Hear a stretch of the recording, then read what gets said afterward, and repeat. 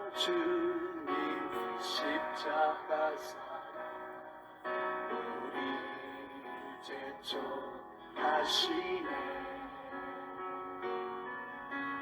복음 들고 예루살렘 향해 일어나 너 거침없이 나아가라.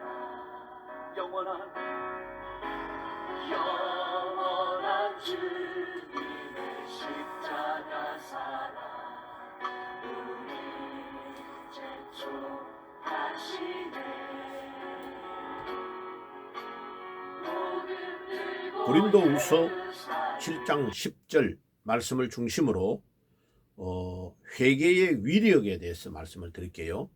회개가 얼마나 중요하고 큰 영향을 미치는가를 말씀을 드리고자 합니다. 자, 원전을 직역을 해볼게요.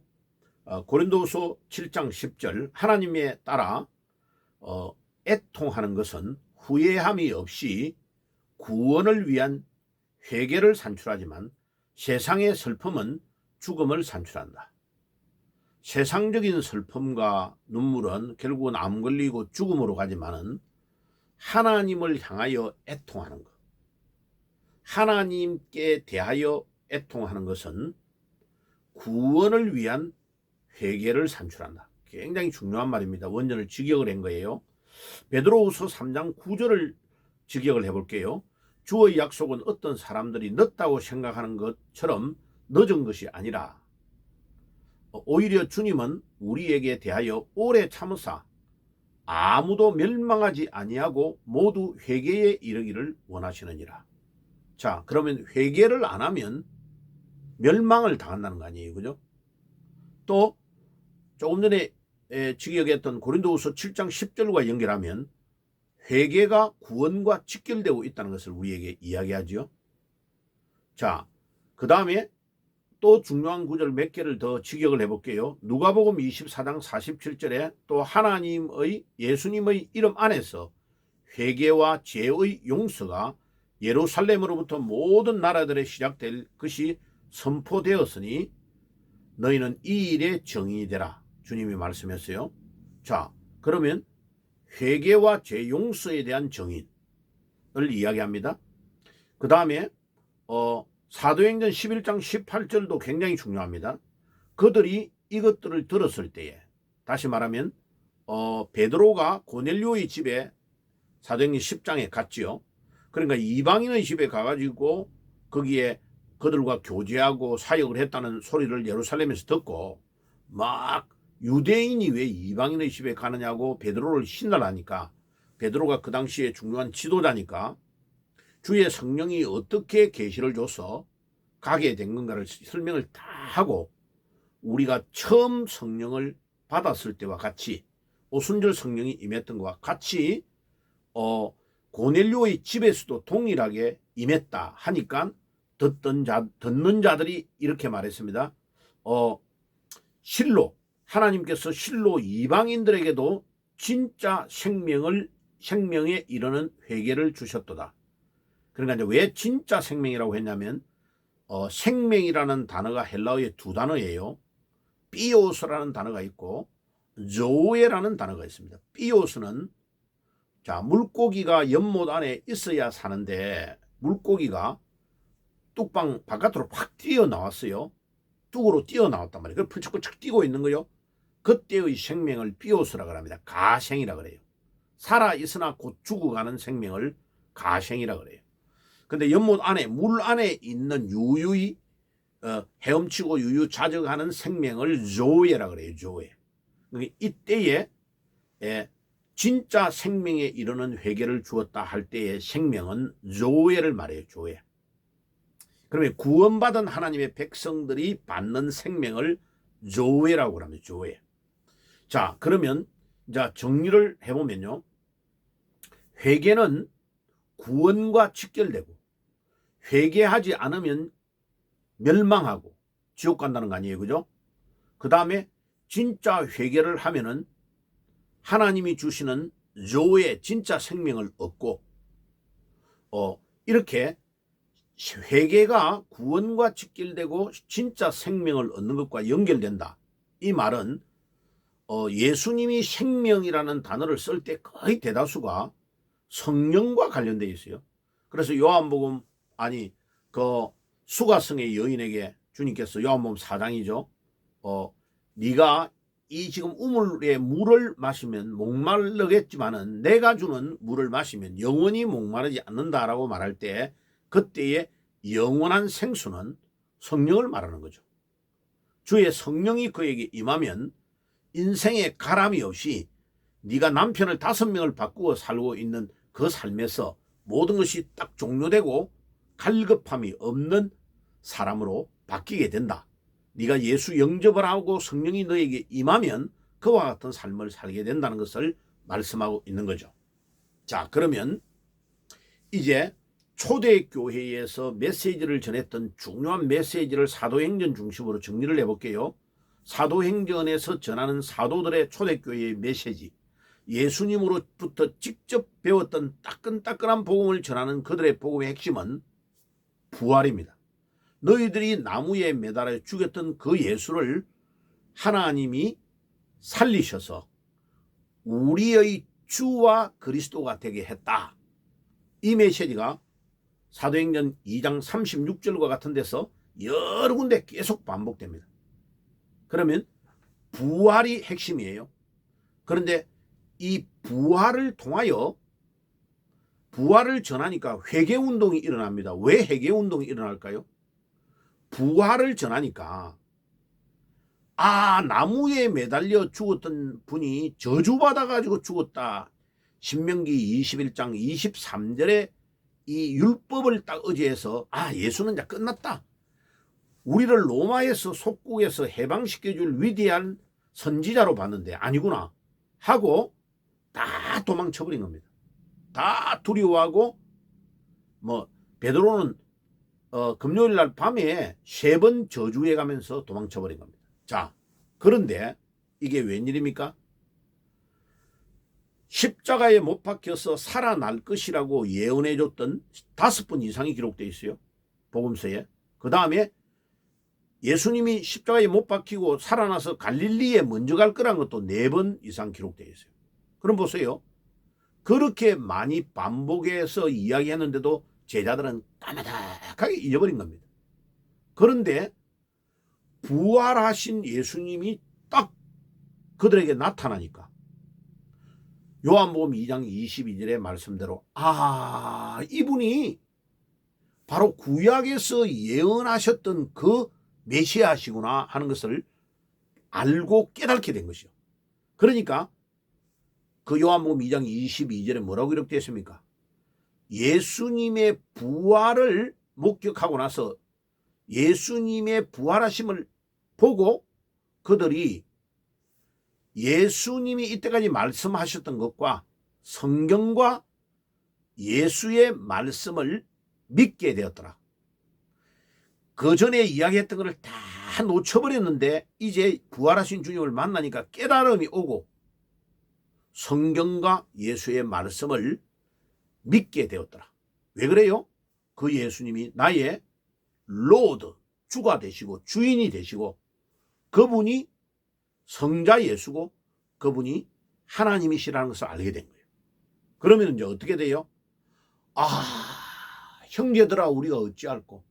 우리가 그를 하나님과 같다고 말하니까 신성모독죄로 몰고 가서 십자가에 못 박아 죽였는데 우리가 이 어마어마한 범죄를 범했구나 하고 회개운동이 일어난 거죠. 자, 그러면 우리가 깨달아야 될 것, 이 많은 것 중에서 자, 사도행전에서 계속 이야기합니다. 사도행전 2장 36절에 너희들이 십자가에 매달은 그 예수가 주와 그리스도가 됐다. 그러니까 37절에 형제들아 우리가 어찌할꼬? 이러니까 38절에 뭐라고 합니까? 너희가 회개하고 세례를 받으면 성령을 선물로 주시리라. 그랬죠. 그럼 보세요. 연결이 다 되죠. 부활의 주님을 증거하니까 회개운동이 일어나고 세례를 받으니 성령이 임하죠. 성령이 임하니까 권능이, 능력이 임하죠. 능력이 임하니까 정인으로 나가서 복음운동이 전개되는 거고 놀라운 전도운동이 일어나게 되어 있는 거죠. 자, 그러면 우리는 초대교회에 일어났던 이 회개의 운동이 일어나려면 부활하신 주님을 먼저 만나야 되죠. 그리고 그 부활하신 주님을 만나고 체험한 후에 거꾸로 십자가를 바라봐야 되죠. 그러면 회개가 나오게 되는 거죠. 그러면 이제 참 회개가 무엇인가를 말씀을 드릴게요. 참 회개. 참 회개는 우리가 지금 회개라고 하는 개념을 잘못 이해해가지고 내가 개인적으로 지은 자범죄 있잖아요. 거짓말하고 도둑질하고 사기치고 이런 거를 말하죠. 그러면 이제 예수 믿기 전에 중간에 믿은 사람은 예수 믿기 전에 그걸 쫙 어릴 때부터 기억해가지고 회개하고 눈물 콧물 흘리며 회개한 거죠. 그러면 교회를 어릴 때부터 잘 다니는 사람은 하나님의 말씀대로 살려고 노력을 많이 하니까 대부분은요. 거짓말하고 사기치고 도둑질하고 이런 건 안 하죠. 거의. 그렇잖아요. 그러면 예수님이 말씀하신 대로 마음으로 뭐 엄난해 저 여자가 너무 멋져 이런 생각을 해가지고 회개하는 그런 거 외에는 없단 말이에요. 그러면 우리가 진짜로 통회하고 자복해야 될 회개가 뭘까요? 이게요. 원죄를 정확하게 안 가르쳤기 때문에 회개가 진정한 의미의 회개가 뭔지를 잘 모르고 있는 거죠. 방금 말했던 자범죄는 당연히 회개해야 돼요.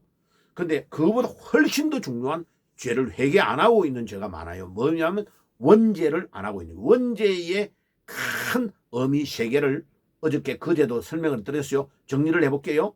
창세기 3장 5절에 사탄이 심어놓은 하나님과 같이 되려고 한 죄. 이 에덴 동산의 선악과를 따먹으면 우리 눈이 밝아져서 하나님과 같이 된다고 하는 이 죄가 우리 안에 교만으로 팍 들어와 있는 거죠. 그러면 보세요. 이게 막 은연중에 우리 안에 그 원죄의 뿌리가 깊어져서 중요한 일을 할 때에 어릴 때부터 학교 다닐 때 내가 막 좀 잘하면 남을 무시하는 거 은연중에 행동은 안 하고 말은 안 해도 내 안에 막 그런 게 일어나는 거죠. 자, 그게요 운동을 할 때니 뭐 할 때니 내가 나를 자랑하고 나를 드러내야 적성이 풀리는 그런 마음을 가지고 있는 사람이 굉장히 많아요. 자, 그 다음에 목사님들이 많이 범하는 죄가 뭔지 알아요? 개척의 교회가 커지죠. 그럼 어느 날 갑자기 자기가 딱 군림하는 거예요. 그래 큰 교회 가보세요. 비서실 그래가지고 막 약속에 타면 통과하려고 하면요 엄청 까다롭습니다. 목사 만나는 게요 하늘의 별 따기입니다. 내가 옛날에요 어떤 목사님 말하면 지금 이름 그 하기는 그에서 제가 말은 안 하는데요. 그 약속이 돼가지고 그 교회 간 거요. 그래가지고 1시간이 넘는데도 이 사람이 안 와요. 그래 내가 막 비서실에 내가 뭐라 했어. 이 약속을 해놓고 왜 목사가 같은 목사를 이렇게 기다리고 하냐. 이러니까 옆에서 안수기도 하는데 안수기도 한 번 하는데 5천만 원씩 받는데요. 나는 그 사람이요. 하나님의 자리에 이미 앉아 있다는 것을 알았습니다. 그래 그날 이후부터는 그 사람을 내가 만난 적이 없습니다. 봐요. 목사도 하나님의 자리에 앉아 있는 사람이 굉장히 많아요. 엄청 교만합니다. 어느 날 갑자기 교회가 커져버리면요. 노회와 총회에 가가지고 군림합니다. 그리고 가난한 교회 목사님들을 막 돈 가지고 회유하고요. 표 막 찍게 만들고요. 자기 총회장 가는데 엄청난 돈을 쓰게 만들고. 그래 한기총이 대표적인 단체였다니. 예? 한기총 회장 한 번 하는데 30억씩 돈을 갖다 쓰는 그게 자기 돈이겠습니까? 교회의 돈 아니겠습니까? 이게요. 이 교만의 죄가 깊이 뿌리 내려 있는 겁니다. 그 극단의 교만의 죄에 가 있는 게 공산주의의 두목들이에요. 대표자들. 시진핑, 푸틴 이런 사람들 있잖아요. 딱 그 자리에 하나님의 자리에 교황도 그 자리에 앉아 있는 거예요. 이거는요. 이단의 개수인 자들 예, 이만희, 정명석 박태선, 문선명 이런 자들도 다 이 하나님과 같이 되려고 하는 자리에 앉아 있다가 다 망해버린 거죠. 그런데 이거를 알아야 됩니다. 우리도 모르는 사이에 회사의 그룹 회장 또 중소기업을 하는 데에 완전히 아나무인으로 하는 사람이 있잖아요. 회계와 모든 것들을 자기 멋대로 하는 자 하나님의 자리에 앉아있는 자죠. 이 죄가 엄청나게 많이 범하고 있는 죄입니다. 우리가 아까 말했던 사기치고 거짓말하는 죄보다도 수억만 배로 많이 짓는 죄고 많이 회개해야 될 죄입니다. 1번. 두 번째는 원죄의 두 번째 의미는 로마서 14장 9절입니다.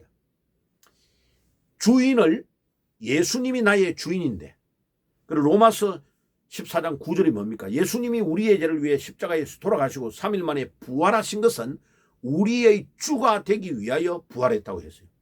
우리의 주인 되시려고 부활을 했다고.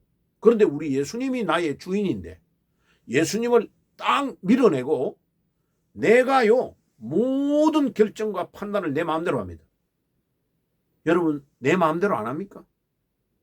모든 결정을 내 마음대로 다 해요. 돈 쓰고 뭐 일정을 짜고 모든 거 주님께 안 물어봐요. 그래가지고 문제가 덜크덩 와서 경제적인 어려움이 오고 문제가 딱 오면 교회에 와가지고 천부여 어지없소서 하고 기도하는 겁니다. 우리 주님이 볼 때는 너무 역겹죠. 진짜 주인인 주님을 내몰아 가지고 주인을 강탈하고 내가 가짜 주인인 내가 주인 행세를 평생 동안 하고 있는 거죠. 이 죄가요 엄청나게 큽니다. 자, 이 죄를 철저하게 회개하면 어떤 현상이 일어나냐면요. 초대교회 사도행전 2장 43절에서 47절, 그 다음에 4장에 보면은 나오는 32절에서 37절에 나오는 자기의 소유를 다 팔아가지고 가난한 자에게 나누어 주는 이 행위가 여러분 자본주의 시대에 있을 수 있다고 생각합니까? 불가능한 일입니다. 불가능. 그런데 자기의 소유를 다 팔아서 나누어 줄 수 있는 것은 어째서 그래요? 벌써 내가 주인이 아니고 주님이 주인이라는 것을 인정하고 믿는 자는 창세기 1장 1절에 하나님이 태초에 천지 만물을 말씀으로 창조했다 그랬죠. 자, 그런데 요한복음 1장 1절에 3절은 말씀이신 그분이 태초부터 하나님과 함께 계셨다 그랬죠.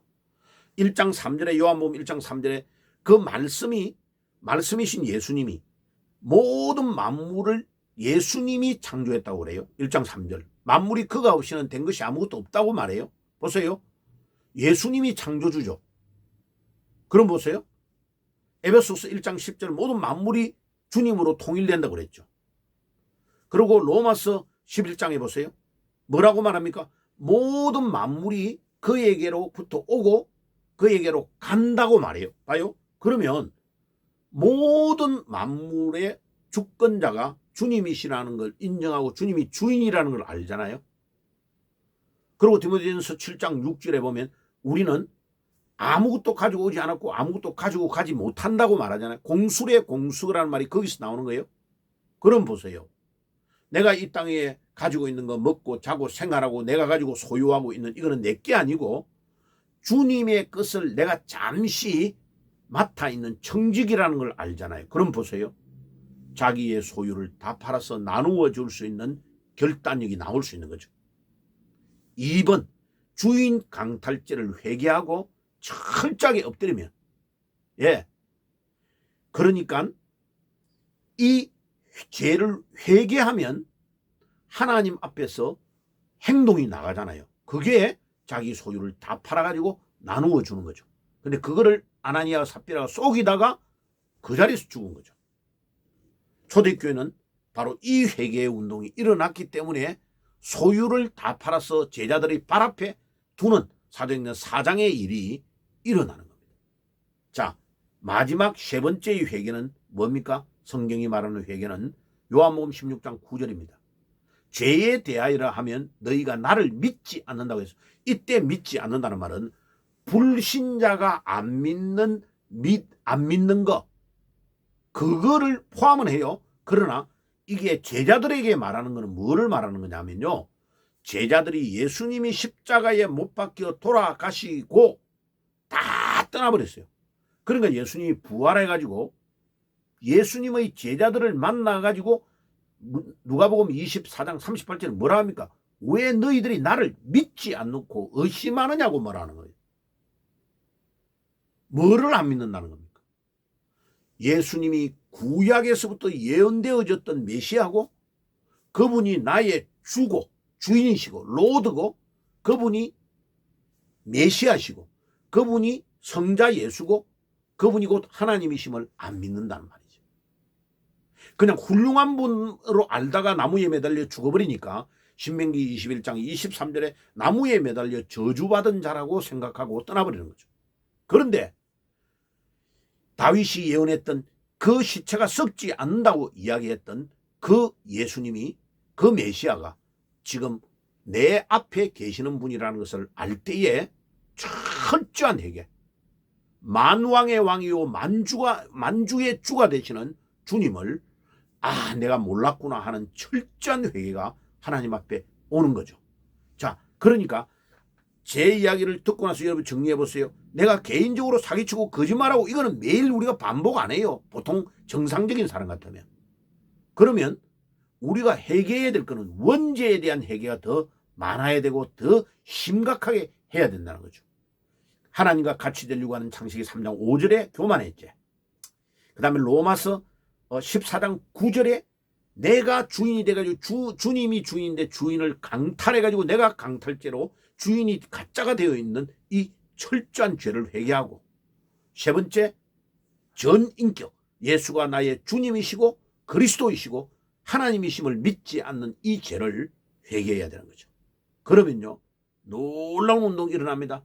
회개하면 성령이 내 안에 임하고, 성령이 임하시면 권능이 나에게 임하고, 권능이 임하면 가는 데마다 말하면, 증거하면 회개운동이 일어나고 생명운동이 일어나고 전도운동이 일어나는 초대교회 운동이 사도행전 2장 그대로가 일어나는 거죠. 그럼 지금 왜 이 시대가 어렵고 왜 교회가 무너져 가느냐, 왜 우한폐렴 때문에 한 2, 3년을 고생하는 동안에 한국교회의 10,000개 정도가 왜 없어졌느냐, 그 사역을 안 하기 때문에, 그러니까 사도행전을 건너뛰어 버렸기 때문에, 사도행전에 나타나신 부활의 주님을 만난 체험이 없고, 부활의 주님을 안 만나니까 부활을 통하여 십자가를 바라보는 믿음이 없고, 그 부활을 통하여 십자가를 안 보니까 회개가 없잖아요. 부활을 통하여 바라보면 나무에 매달려 죽인 그분이 나의 주인이시고 그리스도이심을 알면 철저한 회개운동이 사도행전 2장 37절에 처음 일어나고, 형제들아 우리가 어찌할꼬 하는 회개가 일어나고, 그 회개가 일어나면 성령이 임하셔서 역사하시고, 그러면 능력이 우리에게 임하고 정인의 역할을 감당하는 겁니다. 오늘 이 밤에 여러분들, 말씀을 듣는 여러분들 모두에게 이 놀라운 사도행전의 역사가 일어날지어다, 일어날지어다, 일어날지어다. 아멘. 기도하겠습니다. 하나님 우리 아버지 감사합니다.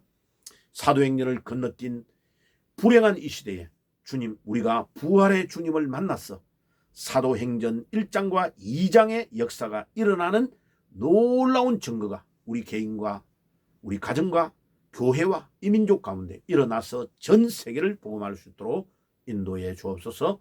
예수님의 이름으로 기도드리옵나이다. 아멘.